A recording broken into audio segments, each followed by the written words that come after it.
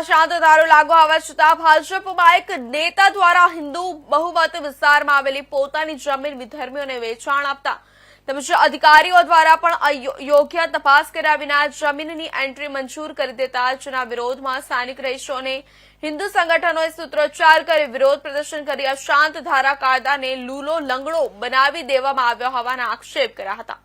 આણંદ શહેરમાં નાની કોડિયાર વિસ્તારમાં સમસ્ત સનાતની હિન્દુ સમાજે એકત્ર થઈ અશાંત ધારાનો કડક અને ચુસ્ત અમલ થાય તેની માંગ સાથે સૂત્રોચ્ચાર કરવામાં આવ્યો હતો। નામ અર્જુનભાઈ પ્રજાપતિ અને અમારા સમાજમાં એક સમાજ સેવામાં અગ્રણી તરીકે હું કામ કરું છું।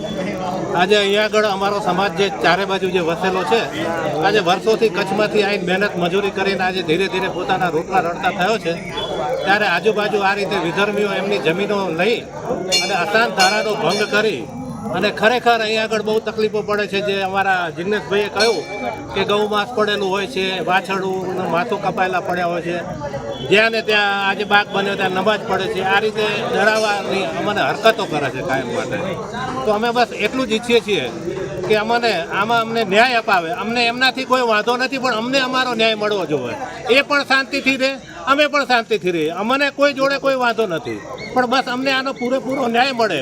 જો અમને કદાચ ન્યાય નહીં મળે તો પ્રજાપતિ સમાજ આગળ કદાચ આને આંદોલન પણ કરી શકે છે। મારું નામ પ્રજાપતિ જગદીશ, હું સ્થાનિક રહેવાસી અને સામાજિક કાર્યકર। હજી અશાંત ધારાને લઈને શું કહેશો? બસ આમાં અહીંયા અમારા સમગ્ર હિન્દુ વિસ્તાર છે અને આ હિન્દુ વિસ્તારની અંદર જે કહેવાય કે જયચંદ, અમારા હિન્દુ સમાજની અંદર એક આ બહુ મોટો જયચંદ છે, જેને વિધર્મીને જગ્યા વેચી અને હિન્દુઓ પ્રત્યે ખૂબ જ આત્મઘાતી હુમલો કર્યો હોય એવું લાગી રહ્યું છે। અને એમના ભાઈ, એમના જે મહામંત્રી છે ભાજપના, એ લોકો બંને ભાઈએ સાંઠગાંઠ કરી અને આ વિધર્મીને જમીન વેચી છે અને અમારા હિન્દુઓની અંદર ભયનું વાતાવરણ ઊભું કર્યું છે। અહીંયા અશાંત ધારાની અંદર